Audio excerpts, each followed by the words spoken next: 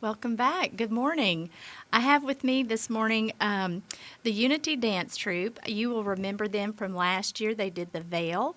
They are back this year doing the Dreamer, coming up November 18th through the 20th. And Alexis Burleson is with me and her cast members. Alexis, welcome back. Thank you so much. Well, I'm so glad to have all of you. I'm going to let you introduce the cast members who are here, and then we're going to talk about the Dreamer because you wrote the Veil, and now this year you've written the Dreamer. So it's a great story, biblical story that's done through just dance and motion, and so we'll talk a little bit more about that. So tell us who's with you today. Awesome. Well, my name's Alexis Burleson, and I'm the director of Unity, and next to me is Justin Wagner.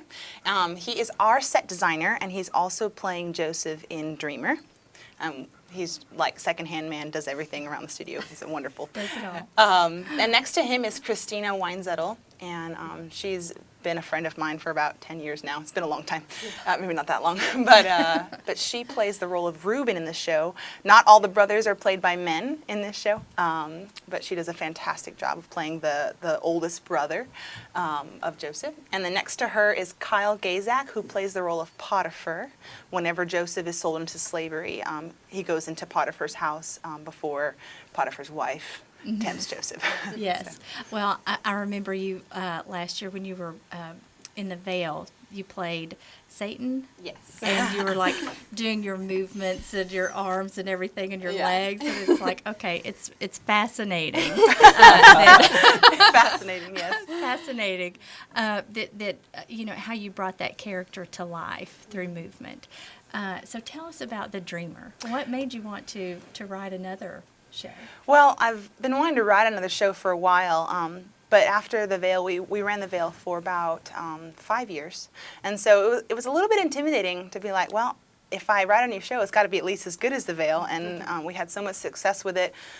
Over 20,000 people saw it, and so it was just a lot of pressure. And so this last summer, I was praying one morning, and I really felt like the Holy Spirit asked me to just let go of that fear and to open my heart to maybe what He had in store for me. And so I'm sitting there writing, and I heard the Spirit say, "Are you ready to go on a journey with me through the life of Joseph?" And I was like, "No, that's so cliche. I don't want to do that." But I was like, "Okay, I'll give you like 5 minutes. You got 5 minutes." Lord. Lord, exactly. And so over the next 2 hours, actually, it was like a complete connection to heaven, and I wrote the entire show. Not like all the details of it, but the outline of it. And so the hardest part was taking a story that it is so like in a way cliche, but everyone knows it, everyone does it, and turning a fresh spin on it. And so how we've done that is in this production, Joseph and all of the characters are dancers, but there is a character who plays Joseph's mind. So throughout the entire story, Joseph is writing a diary of what he's going on, what's happening internally. And so I'm actually playing the diary of Joseph. So everything that Justin does, like I do, but it's a mental thing. So you get to see what he goes through and what his mind goes through and how he's processing all the terrible things that happened to him, and how at the end of the story, he walked through trust and mistrust and blaming God for all that happened to him. And at the end, when his brothers come back to Egypt when the whole world is in a famine, and he gets to look at his brother's face, and he's faced with this question of, do I forgive him for all that he's done? And it's been years, it's been 20 or 30 years, and for him to just let all of that anger and bitterness out and finally say, like, I can't hold this against you because God had a purpose for me to be here. God had a purpose for all the bondage I went through and all the false accusation I went through, and because of all of that, He saved a nation. He saved the entire nation of Egypt and all the surrounding areas. And so his entire family comes to live with him in Egypt. It's just a beautiful story of redemption and how he did not give up when the disappointment was just surrounded him, which is so applicable to everyone today, because all of us are our own Joseph. We all have a story where we've been beaten down. People have hurt us, falsely accused, and honestly, we blame God. And so for Joseph to go through all of this stuff and still not curse God and still say there is a hope in a God that I cannot see, and that's what I want to call out in people today, people that feel maybe they're dry or dead or they don't have a hope left, and to remind them that their story's not over. Right. So. And why do we do that? As people, we turn and we blame God. Yeah. Instead of seeking Him to lift us out of it, we want to blame somebody. Right. And He's just, I guess, the easiest target. Yeah, He is the easiest, exactly. Yeah. So it's really beautiful to get someone in a theater and for an hour and a half, get them to stop thinking about their story and to experience someone else's, and inside their heart, it connects to their own story. And by the end of the production, they realize that on stage the entire time was them, that it was them on stage, that it was them who was going through all of this. And that's the most beautiful thing about art, is it's not intrusive and in your face, and it's not, honestly, the crowd that won't listen to preachers, or the crowd that won't listen to almost like Bible bangers, will listen to art, because it touches the spirit, it touches the soul, and it opens up a door of creativity that most people just don't like to go there. Yes. Do y'all get beside yourselves when you hear her talk about these things? Because I'm like feeling it. She's like, and it was the same way with the veil. Your just the story that God laid on your heart at a young age, and the veil came out of that. So it's very contagious, her enthusiasm. And Justin, how about when? Did she ask you to play Joseph, or did you like, hey, I want to be Joseph? No, I mean, I think she just knows that she's got me. You know what I mean? So she can write a show and make it about me and not even have to ask me. You know what I mean? Yeah. But I mean, she did. She sat me down in the coffee shop and was like, it's gonna be you. Is that fine? I was like, yeah, that's totally fine. You want to give me Joseph? Sure, that's totally fine. Yes, if I have to be the star, I guess I will. Whatever. Well, you do an awesome job. I mean, Thanks. You're all so talented, like I said. And as far as the character, how did you fit into that character? Pretty well. I think we are all represented through Joseph in different ways, but I relate to him a lot just because ever since I was a little kid, I've had just dreams that are way too unrealistic. You know what I mean? Just since I was a little like baby, I started out on stage literally as a baby. So I've just been on the stage my whole life. So I've had those dreams that most people who live their life on the stage, just incredibly unrealistic. You know what I mean? And I've had them my whole life, and I felt like I've come up against a lot of just no, this isn't going to happen for you. It's not, things like this, it's just not going to happen for you. So I've explained that to her and Austin many times, just come to them crying why is nothing working for me? It just seems like nothing's working at times. So I really relate to him.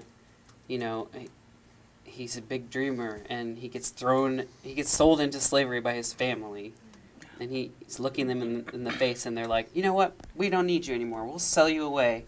I mean, to be sold into slavery, I'm so glad that never happened to me. But, and I said this about Adam, playing the character of Adam. It's one thing to read a story about Adam, but then to actually get to be physically a part of that story and walk in the garden, to be physically sold into slavery instead of reading about it, to be sold into slavery.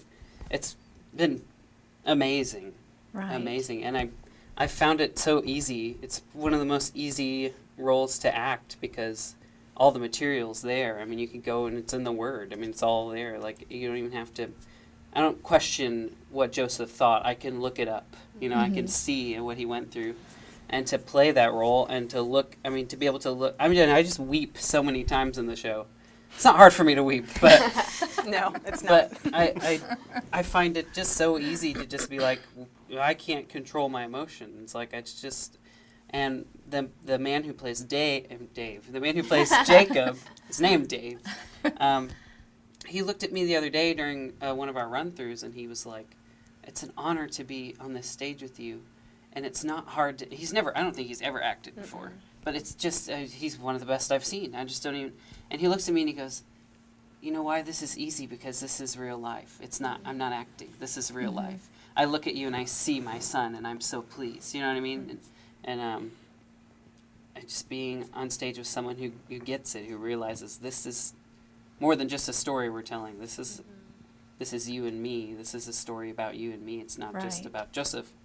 Yeah. So it's really cool. Well, and I think it's nice that it's a biblical character, biblical characters, but we all get in the flesh, and you know that Joseph had those many incidences where he's questioning God and doubting God and angry and like you said, blaming God and I think oftentimes you hold biblical characters up on this pedestal as if they were some sort of superhero, and God used them through so many difficult circumstances, but they were just like us, like you said, and I think that's a wonderful tribute, and to make it so real to people, and to say that, oh my goodness, that is me.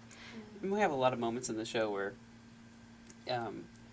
there's some comic relief. You know what I mean? There are things that are larger than life. Mm-hmm. We have a prison full of psychopaths. And we have this crazy wine servant, and the bakers, just all these ravens flopping around with violins. I mean, it's fun. There's lots of fun stuff too that lets you take a breather, because it's pretty dramatic at points. Right. And then, so Chrissy, you're Reuben, and how did you fit into that role? How did you make Reuben come to life? That was very, so it's the same kind of thing where, like, we sat down at a coffee shop, and she walked me and my husband through the whole new script. And she didn't tell me at first, like, what part I had, but she was like, I already have an idea of what part I want to give you if you want to be in the show, kind of thing. So when I found out I was a brother, I was like, oh, well, I mean, I've done Satan, so how hard can it be to be a brother? Really. That's kind of how I look at everything now in life. Oh my God. But then, like, once we started getting into it, I'm the middle child of two boys, so I was definitely like a tomboy growing up, so I thought, like, oh, this is going to be fine, but I wasn't the oldest, and then trying to think of, like, okay, I'm supposed to be angry, I'm the oldest of 12 boys, and, like, I'm angry because he takes the attention from my father, and it was just kind of like, it felt very kind of like a shallow character at first, of just like, why am I so angry? Like, why am I so mad at him? What is justifying my anger? And kind of coming to that realization of, before Joseph came around, I was the oldest, which meant I had the attention. I had the focus of the father, even if he didn't, even if he didn't love me that much, like, I was still the oldest, and I had that security of, I'm going to inherit everything. I'm the central focus out of all the boys. So I started realizing it's kind of like when somebody's born with the ability to walk, and then later on in life they suffer a disease and that ability is taken away from them, and just dealing with that kind of loss. Because we know nowadays, like, if you don't get enough attention, it just hurts, it develops mental problems, later on in life. So it's kind of like he had that attention from his father, and then here came these other two boys, and the father just totally gave them more of the central focus, and so it was like that attention was taken away. So not only am I upset because that attention was taken away, but also because now I'm seeing, like, oh, what if he decides to go against the culture and give the younger brothers everything and not the older brother everything? So he's dealing with these two conflicting situations. And then when it comes to the point where all the brothers are wanting to throw him in the pit and sell him off to slavery and do something because they're just all so angry. I remember me and my brothers, we didn't just, like, verbally argue. It was verbally arguing and hitting each other and, like, physical fighting. But in the end, it was like you would never do something, like, too extreme to your siblings. I guess for us, because we always thought about our parents in the end, like, if I did like really injure my brother, like throw him out the car or whatever, like my mom would be very, very upset. So I'm not going to do that Get because it would into a upset lot my of mom. trouble. Yeah. So, but like you can feel that much anger towards a sibling, but you may not fully act on it because you think about your parents. And so for Reuben, that's kind of his standpoint, is he is so angry at Joseph, but in the end, overall, he's the oldest, and he realizes, even though I'm not getting the attention from my father, I still love my father enough to, not go to the extreme of like killing him. But then once he is sold into slavery, it's dealing with, I didn't stand up soon enough. I didn't say no early enough. Like, this is really going to hurt my father. Like, he may not be dead, but he's gone, and Right. so it was, I started realizing that it's kind of cool to see all the different characters in the show and how there's a character for everybody to relate to. Because at first glance, they may not relate to Joseph because they may be a person that doesn't have the big dreams. They're kind of like, I'm married, I have kids, I have a house, I'm a stay-at-home mom, that's what I want. Like, this is my dream, I'm already living my dream. So at first glance, they may not relate with him with, like, the dream side of things, but there's so many other characters for them to grab a hold of like, oh, I've felt that kind of anger before, but yes, I did have love for somebody else, and that's why I didn't act on it. Like, there's all the different brothers for them to relate to. There's Yes. Potiphar, there's Pharaoh. Like, there's somebody in the show for somebody to relate to overall, which I think is really cool. So for me, it was seeing, like, okay, how do I want to present Reuben for people who can't maybe relate to Joseph, but they could relate to my character, and trying to get into that. And then also talking with my husband of like, okay, in this part, do I look manly enough? And he's like, no matter how hard you try, you still look like a woman. But But you do have a beard, I'm sure. I don't know yet. I don't Our wanna first full run spoiler. Friday, so yes. Will Reuben have a beard or not? I'm gonna Good show and question, find isn't it? out. Tune in to find out. I've been really trying to grow it out, but slow process. You need one of those little combs. Yes. We could ask My Jay. neck I have one. Yes, Oh, there you go, Kyle. just take some of yours, patch it on. You just cut the end off there, Kyle, and just glue it. You can tell he's starting to Could be shape it real. like an Egyptian beard. Oh, It's there coming. you go. It's coming along to that point. I need to straighten it. So, Kyle, you were you part of the Veil? No, I'm the newbie. Oh, nice. Okay. Well, welcome. Thank you. We're excited to talk to you about Potiphar. And okay, you're a big guy. I mean, and so are you a dancer? I am not. I mean, I can, but in this Okay. show, I was something that's I've come to in the past weeks is my character, and I was brought in to provide some stillness in a performance that is driven by dance. And there's these really nice moments where it kind of focuses in, and you just see the life, what's happening. There isn't anything except the characters on stage and living out what happened. And it's nicely peppered in throughout, and so I'm able to jump in and kind of, when I say stillness, it's, I'm not standing still, but Right. You're not think- flowy. right. I try to be. But I really like those moments. I think people are going to enjoy those. There's some with Dave. So yeah. Well, and Potiphar has, Reuben is a very complex character, obviously, with all of his emotions, but Potiphar is in such a predicament. He really loves Joseph, and then he has to turn around and kick him out of the house. How do you kind of go from one emotion to another? Well, as far as the whole betrayal, that's some heavy content. I try to think of different things that I can take from not so much memories, but ideas, places, thoughts, senses, different things like that, and then bring it in to the moment. For me, I'm still going through. It's a very a quicker version than what, the years in the Bible, but I go through the life with, having Joseph in my house and his trust being built and everything, and to have things switch and turn like that, it's a huge blow. And so by the time that happens, on stage, like, I've gone through that, and so it helps. I've gone through the journey. He convinces me of his anger. It's terrifying. Yes, you're a rotten scoundrel. He gets right up in my face, and I'm like, oh my goodness, what did I do? Well, and you've got such a great group. I mean, and I'm sure once you're in the story, obviously, it's like anything, and you become part of that story. So the emotions and everything probably happen more naturally than us just talking about it around the table.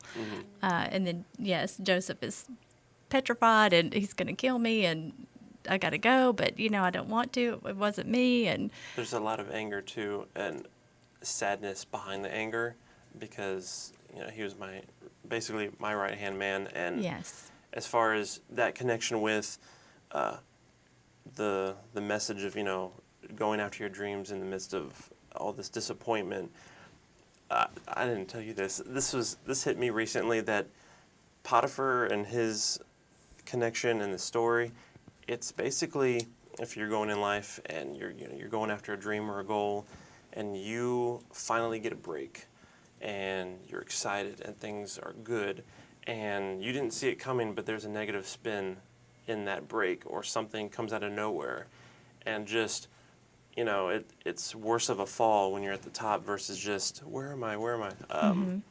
And I realized, oh my gosh, I'm portraying that, that feeling, that twist, and I've been there plenty in life, and so that I kind of draw on that too, and I think people will kind of connect to that, like, that's rough. Yes. Because it is. Yes. I think that's my favorite moment for Kyle, is whenever he catches Joseph and his wife, and the wife is blaming Joseph, and Kyle has this moment where he believes her because that's his love, but then he loves Joseph. So there's that moment where everything else is moving on stage, sets are changing, Joseph's being dragged off to prison, and Kyle's at the front of the stage, and there's this moment of like complete, like, torn. Exactly what you said, that, like, we think something so amazing has happened, and then there's that one side that we're like, God, I thought this was the moment that I had from you that wasn't going to be bitter. Because it says in the Word, the blessing of the Lord makes us rich but doesn't add sorrow. So whenever we're faced with sorrow in something that's good, we're like, it's just hard to deal with. And so that's kind of what we're digging at and picking at, just to almost like make it known and aware that we are all in the same place, and that we all face these things in different times in our life. And how you handle it is basically where the question is what are you doing with your heart? Where are you taking your heart? Are you taking it and just burying it and just trying to stuff all your emotions and feelings down like Potiphar? Or are you going to be like Joseph, and in the midst of that, he buries his emotions, but yet he keeps his heart alive in the long haul. And so just all the little vignettes of all the different people that go through the very similar emotion and how they handle it is what I'm hoping comes across at the end of the show. Yes. Well, it's a big trust factor, as far as Joseph is concerned, to trust the Lord. Yeah. And you trusting the Lord to bring this to fruition. Once again, I'm so proud of you. I mean, this is, and I know y'all are too, I mean, to be a part of this. It's a great story, and just you can tell the passion from everyone, just like when we talked about the veil. Everyone feels that, I can tell from The Dreamer. It's coming up November 18th through the 20th. The nice thing is that it's free admission. Yes. You'll have to get up on there screen. early because it is general admission. So it's first come, first serve. And the Dixon is not the largest venue. There's about maybe 550 seats, and so that's about all that we can fit in there. And there's 5 shows, thankfully. So there's 2 matinees on Saturday and Sunday, and then Friday, Saturday, and Sunday, there's 7:30 shows every night. So, and the doors will open 30 minutes before the show begins. Okay. And if you don't, do you need a ticket? No, there's to no get in? tickets. You just show up You just at show the up. door. Mhm. Okay. Yes, and get there early. It's a beautiful poster. You can see. Funny them story on- about the poster. When they made the poster, I looked at the poster and I said, "We have to meet the level of this poster." Yes. This looks great. We had one of our. Actually, she's in the show. She's playing Rachel. Her name is Arlene Van Hook. She did our photography for I know us. Arlene. She's Yes. a photography business, and she did an amazing job on this poster. So we're excited. Yeah, we got the Nice. post and we were like, we don't look that good without Photoshop. So That looks like Arlene a little bit. her that's her daughter. Yeah. Okay. Oh, I should have known. Well, thank you all so much for being here and sharing the Dreamer with us, the storyline, and I know our audience is going to want to see it. Absolutely, get there early. You don't want to miss it. What time will doors open? 30 minutes before, so for the matinees it'll be 1:30, and for the evening shows 7 o'clock is when doors Okay. will open. Okay, and it's usually sold out or Usually. packed house. Yes. So get there yes. early. Yes, thank you all so much, Alexis. And we didn't mention Austin. I'm so sorry, who is here with us. We just didn't have an extra chair for him, Yes. but he is a great guy and great support. Yeah, So, he's the show's producer. So Austin is literally the man who does everything behind the scenes. yes, and he is behind the scenes today. So, he's behind the camera, literally. Yes. Austin, we'll get you on next time, and possibly the Veil in the spring. Yes, Veil in the spring. Keep your ears out. Yes, 'cause we'll it have will- you guys back. that would be Thank you great. so much. Break a leg. Yes. Thank you. Thank you. We will be right back.